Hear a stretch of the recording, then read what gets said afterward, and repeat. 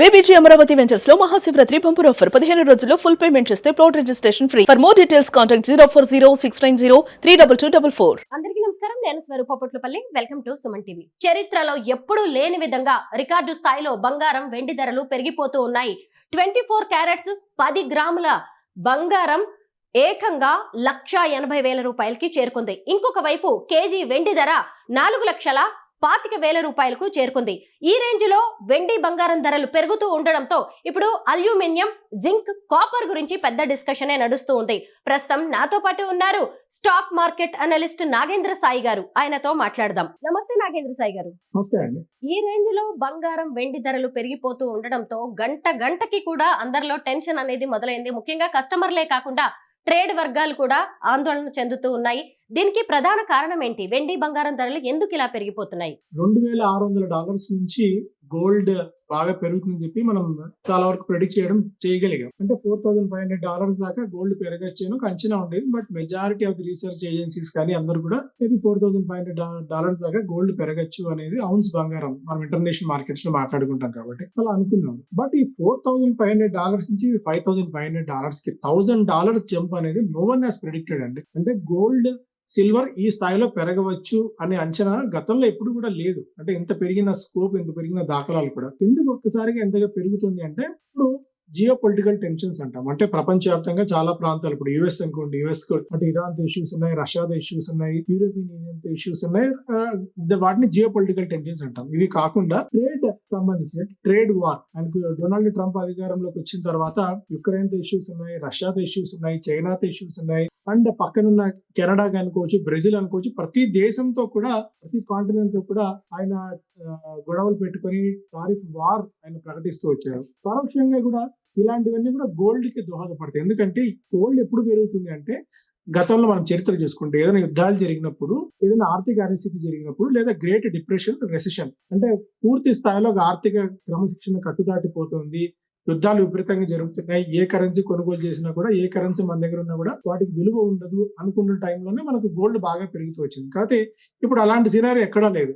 American markets record స్థాయిలో దగ్గర trade అవుతూనే ఉన్నాయి, యూరోపియన్ మార్కెట్స్ బాగానే ఉన్నాయి, జపనీస్ మార్కెట్స్ రికార్డ్ దగ్గర ఉన్నాయి, మన మార్కెట్స్ కూడా ఆల్మోస్ట్ రికార్డ్ హైస్ దగ్గర ఉన్నాయి. కాకపోతే ఏంటంటే ఫ్యూచర్ లో ఈ డొనాల్డ్ ట్రంప్ తీసుకుంటున్న నిర్ణయాలు ఎలాంటి ప్రభావం చూపిస్తాయి, వాటి పరిణామం ఏ విధంగా ఉంటుందన్న ఒక అంచనాలు, ఒక భయం నేపథ్యంలో ఇప్పుడు గోల్డ్ ధరలు పెరుగుతున్నాయి. రెండో ఫ్యాక్టర్ ఏంటి అంటే ప్రతి కరెన్సీ, అంటే ప్రతి దేశం కూడా యుఎస్ డాలర్ ని ఒక రిజర్వ్ కరెన్సీగా పెట్టుకుంటాయి వాళ్ళ కరెన్సీలో, అంటే వాళ్ళ చెస్ట్ లో అనుకోవచ్చు లేదా వాళ్ళ బ్యాంక్స్ లో. ఎందుకంటే ఏదైనా అనిశ్చితి వచ్చినప్పుడు మనం డాలర్స్ అమ్ముకుంటే, డాలర్స్ ఏంటంటే dollars equal to gold. Gold కన్నా విలువ ఉంటుందేమో లేదో తెలియదు కానీ డాలర్ మన దగ్గర ఉంటే ఇమీడియట్ గా మనం వాటిని టెండర్ చేస్తే డబ్బులు వచ్చేస్తాయి కాబట్టి డాలర్ ని ప్రతి ఒక్క రిజర్వ్ కరెన్సీగా పెట్టుకున్నారు. ఇప్పుడు ఏంటంటే ఇలా ఈ డొనాల్డ్ ట్రంప్ తీసుకుంటున్న నిర్ణయాల వల్ల డాలర్ వాల్యూ క్రమంగా పడిపోతూ వస్తుంది. ఒక అంచనా చూస్తే 2016 లో ఈ గ్లోబల్ సినారియోలో డాలర్ వెయిటేజ్ దాదాపు 60% ఉన్నది. ఇప్పుడు అది ఆల్మోస్ట్ 40% తగ్గిపోయింది. అంటే 10 years లోనే డాలర్ ని రిజర్వ్ కరెన్సీగా పెట్టుకున్న వాళ్ళ సంఖ్య 60% నుంచి 40% తగ్గిపోయింది. అంటే మేజర్ గా చైనా కానీ, మనం కానీ, భారత్ కానీ, యూరోపియన్ యూనియన్స్ మెల్లిగా డాలర్స్ ని అమ్మేసుకుంటూ, డాలర్ బాండ్స్ ని అమ్మేసుకుంటూ గోల్డ్ మీద ఎక్కువగా ఇన్వెస్ట్ చేస్తూ వస్తున్నాయి. సో ఇది కూడా one of the main reason gold బాగా పెరగడానికి. గత వారం కేజీ వెండి 3 లక్షలు ఉంటే ఇప్పుడు ఏకంగా 4,25,000 రూపాయలకి చేరుకుంది. అసలు వెండి ఎందుకు ఈ రేంజ్ లో పెరిగిపోతుంది? వెండి మీద ఆధారపడి చాలా కంపెనీలు, పరిశ్రమలు కూడా నడుస్తూ ఉన్నాయి. అవి కూడా కుదేలవుతున్నట్టుగా తెలుస్తోంది. కారణాలు ఏంటో చెప్పుకోవచ్చు. ఎందుకంటే గోల్డ్ కి, సిల్వర్ కి మధ్య ఒక ప్రపోర్షనేట్ రేషియో ఉంటుంది. అంటే ఇప్పుడు ఆల్మోస్ట్ ఒక $10 అంటే ఒకప్పుడు నంబర్ చూసుకుంటే ఔన్స్ బంగారం, ఔన్స్ సిల్వర్ $35, $40 మాక్సిమం ఉండేది. ఆ టైంలో $4,000 గోల్డ్ ఉండేది, ఔన్స్ గోల్డ్. ఇప్పుడు దాని వ్యత్యాసం చూసుకుంటుంటే ఆల్మోస్ట్ ఇప్పుడు $120-125 దగ్గరికి ఔన్స్ వెండి వచ్చేసింది. ఇది ఎప్పుడు గరిష్టంగా అంటే లాస్ట్ 2-3 years లో $30, $35, మాక్సిమం $40. అంటే ఆల్మోస్ట్ 3x సిల్వర్ లో మనం జంప్ చేస్తున్నాం. ఈ లెవెల్స్ దగ్గర సిల్వర్, ఈ లెవెల్స్ దగ్గర ఎందుకంటే ఇండస్ట్రియల్ డిమాండ్ ఉంది, ఎలక్ట్రిక్ వెహికల్స్ లో కానీ, బ్యాటరీ మ్యానుఫాక్చరింగ్స్ లో కానివ్వండి, లేదంటే సోలార్ ప్యానల్స్ తయారీలో యూజ్ చేసే గమ్ అంటే వైట్ ప్యాచ్ అనుకోవచ్చు, వీటన్నిటిలో కూడా మనం మేజర్ గా సిల్వర్ డిమాండ్, సిల్వర్ యూసేజ్ ఎక్కువగా ఉంటుంది. ఈ లెవెల్స్ దగ్గర, ఈ పాయింట్ ఆఫ్ టైమ్ లో ఈ లెవెల్స్ దగ్గర సిల్వర్ అనేది సస్టైన్ అవ్వడం అనేది ఇంపాసిబుల్ గా కనిపిస్తుంది. ఎందుకంటే మేము గతంలో ఆల్మోస్ట్ ఒక 2 lakhs లెవెల్స్ నుంచి 4 lakhs లెవెల్స్ వరకు కూడా, అంటే 1.5 lakhs నుంచి 3 lakhs లెవెల్ వరకు కూడా సిల్వర్ కొనుగోలు చేయండి, గోల్డ్ కంటే సిల్వర్ బాగా పెరిగే స్కోప్ ఎక్కువ ఉంది బికాస్ ఆఫ్ ఇండస్ట్రియల్ డిమాండ్ అని చెప్పి చాలా బలంగా మా క్లయింట్స్ కానీ లేకుంటే మా దగ్గర నెట్వర్క్ లో చాలా వరకు చెప్పారు. బట్ ఈ లెవెల్ దగ్గర 4 లక్షల రూపాయలు క్రాస్ అయిపోయిన తర్వాత సిల్వర్ ఈ లెవెల్ దగ్గర సస్టైన్ అవ్వడం అనేది చాలా ఇంపాసిబుల్ టాస్క్ గా కనిపిస్తుంది. గతంలో కూడా సిల్వర్ ఒక 2 to 3 ఇన్స్టెన్సెస్ లో భారీగా 30 to 40% క్రాక్ డౌన్ అయిపోయిన సిచ్యువేషన్స్ చాలా ఉన్నాయి. సిల్వర్ లో కూడా ఇదే పరిస్థితి వచ్చే స్కోప్ అయితే చాలా గట్టిగా కనిపిస్తుంది.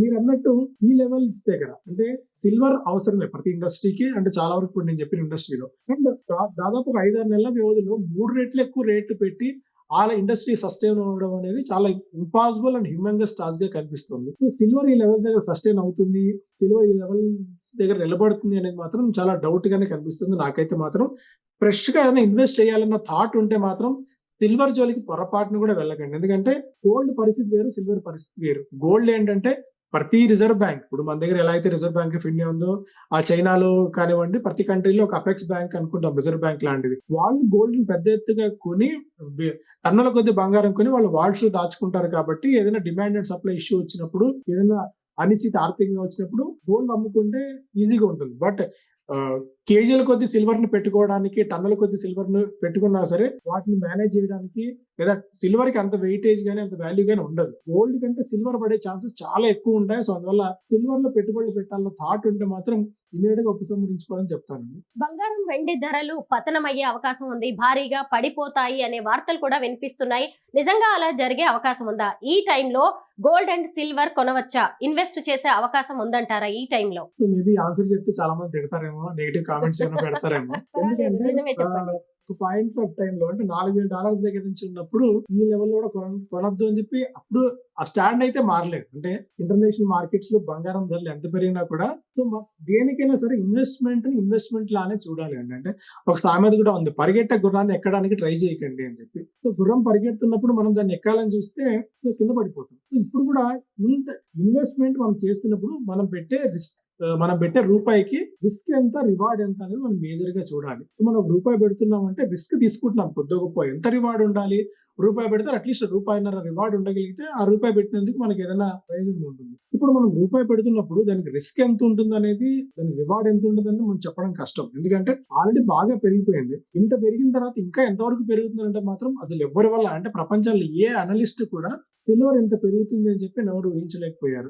గోల్డ్ పెరుగుతుంది అనుకున్నారు కానీ ఇంత త్వరగా ఇంత షార్ట్ టైం లో పెరుగుతుంది ఎవరు ఊహించలేకపోయారు. ఒకటే చెప్తాను, డొనాల్డ్ ట్రంప్ ఉన్నంత వరకు, ఆయన యుఎస్ అధ్యక్షుడిగా ఉన్నంత వరకు గోల్డ్ కి సిల్వర్ కి ఢోకా అయితే లేదు. కాకపోతే ఎంతవరకు పెరుగుతాయి అంటే దేనికైనా సరే పెరుగుట కొరికే అన్నట్టు ఒక లెవెల్ తర్వాత వాటిని హోల్డ్ చేసుకోవడం కానీ మళ్ళీ ఆ లెవెల్స్ దగ్గర దాన్ని కొనుగోలు చేసిన ఇప్పుడు ఈ లెవెల్స్ కూడా గోల్డ్ ఎందుకు పెరుగుతుందంటే అపెక్స్ బ్యాంక్స్ బాగా కొంటున్నాయి గోల్డ్ టన్నుల కొద్ది బంగారాన్ని. వీళ్ళు ఇంకా అటు చైనా కానీ మనం కానీ బాగా కొనుగోలు చేస్తున్నాం. డాలర్స్ నమ్మేసి గోల్డ్ ను కొనుగోలు చేయడానికి మనం ప్రయత్నం చేస్తున్నాం. సో అందువల్ల గోల్డ్ ఈ డిమాండ్ పెరుగుతోంది.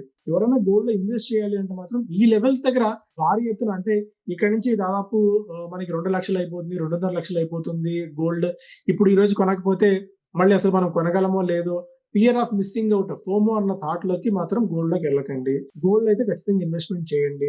ఒకవేళ ₹100 మీరు ఇన్వెస్ట్ చేద్దాం అనుకుంటే గోల్డ్ కి ఒకప్పుడు ఏంటంటే మా వెయిటేజ్ 5 నుంచి 10% మాక్సిమం ఉండేది.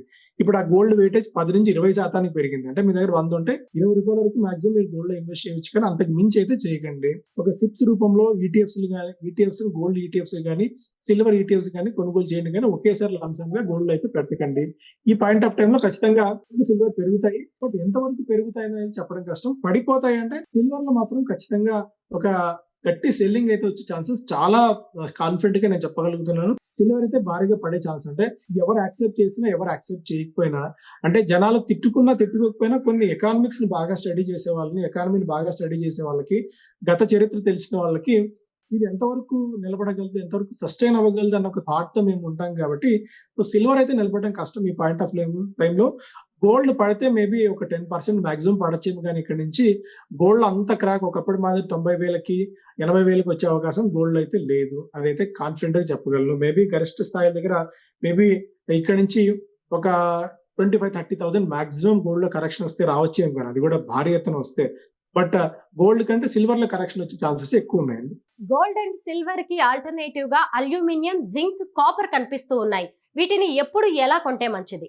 సో ఇదేంటంటే గోల్డ్ ఒకవేళ బాగా పెరిగిన టైంలో గోల్డ్ బదులు సిల్వర్ కొందాం, నేను సిల్వర్ కొనేవాడు. ఇప్పుడు సిల్వర్ బాగా పెరుగుతుంది కదా, సిల్వర్ బదులు జింక్ తీసుకుందామా, అల్యూమినియం తీసుకుందామా, ఇంకోటి ఏదైనా తీసుకుందామా అన్న థాట్ బయట మార్కెట్ లో అయితే చాలా గట్టిగా ఉంది. కనీసం సిల్వర్ కొంటే సిల్వర్ ప్లేట్స్ లో అన్నా మనం అన్నం తినే స్కోప్ ఉంది, లేదా ఇంట్లో ఏదైనా షో కేసు ఏదైనా ఫంక్షన్ జరిగితే సిల్వర్ అన్నా పెట్టుకోవచ్చు. సో జింక్ కానీ అల్యూమినియం కానీ మనం పెట్టుకునే పరిస్థితి లేదు. సో గోల్డ్ అండ్ సిల్వర్ ఏంటంటే వాటికి మనకున్న చరిత్ర పరంగా గోల్డ్ కానీ సిల్వర్ కి కానీ మన ధరించే స్కోప్ ఉంటుంది, లేదా ఇంట్లో వినియోగించే స్కోప్ ఉంటుంది. ఇప్పుడు జింక్ కానీ అల్యూమినియం కానీ మిగిలిన ఏ మెటల్స్ కూడా వాటికి ఏవి వినియోగం చేసే పరిస్థితి లేదు. ఒకటి జింక్, కాపర్ లాంటివి ఎందుకు పెరుగుతున్నాయి అంటే డేటా సెంటర్స్ ప్రపంచవ్యాప్తంగా ఆర్టిఫిషియల్ ఇంటెలిజెన్స్ పెరుగుతున్న తరుణంలో డేటా సెంటర్స్ వినియోగం బాగా పెరిగిపోయింది. డేటా సెంటర్స్ కి ఏసీలు తయారు చేయాలన్నా, లేకుంటే కూలింగ్ సిస్టమ్స్ తయారు చేయాలన్నా వాటికి కాపర్ యూసేజ్ బాగా ఎక్కువ ఉంటుంది. సో అందువల్ల కాపర్ కి డిమాండ్ బాగా, ఇండస్ట్రియల్ డిమాండ్ బాగా పెరుగుతుంది. సో కాపర్ ని కానీ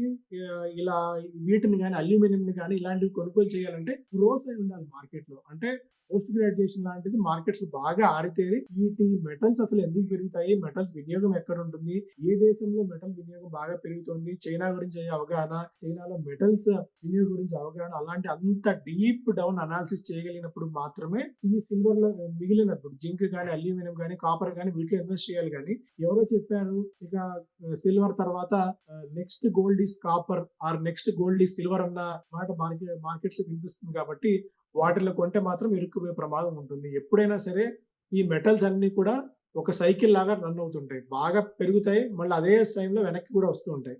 సో అలా మీకు ఇండస్ట్రీ గురించి, ఎకానమీ గురించి, మెటల్స్ గురించి అవగాహన ఉన్నప్పుడు మాత్రమే జింక్ లో కానీ, కాపర్ లో కానీ, అల్యూమినియం కానీ ఇన్వెస్ట్ చేయండి. కానీ సో సిల్వర్ కి ఆల్టర్నేటివ్ గా పెరుగుతాయి ఇవన్నీ, మరొక సిల్వర్ అవుతుంది, మనం సిల్వర్ కొనలేకపోయాం కాబట్టి అట్లీస్ట్ కాపర్ కొంటే ఆ డబ్బులు వస్తాయి అన్న థాట్ లో నుంచి మాత్రం పూర్తిగా బయటికి రండి. ఎప్పుడైనా ఇన్వెస్ట్మెంట్ మనం చేస్తున్నాము అంటే, ఒక రూపాయి పెడుతున్నాము అంటే దానికి రేషనల్ ఉండాలి.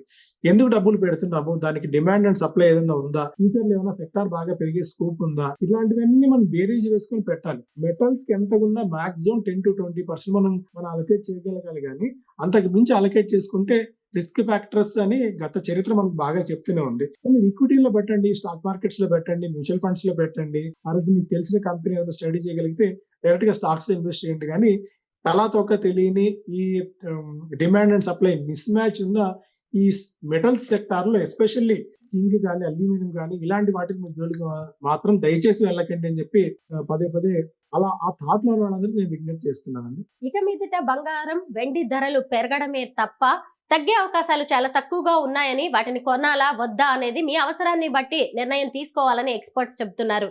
Thank you so much Nagendra Sai garu. Thank you అండి.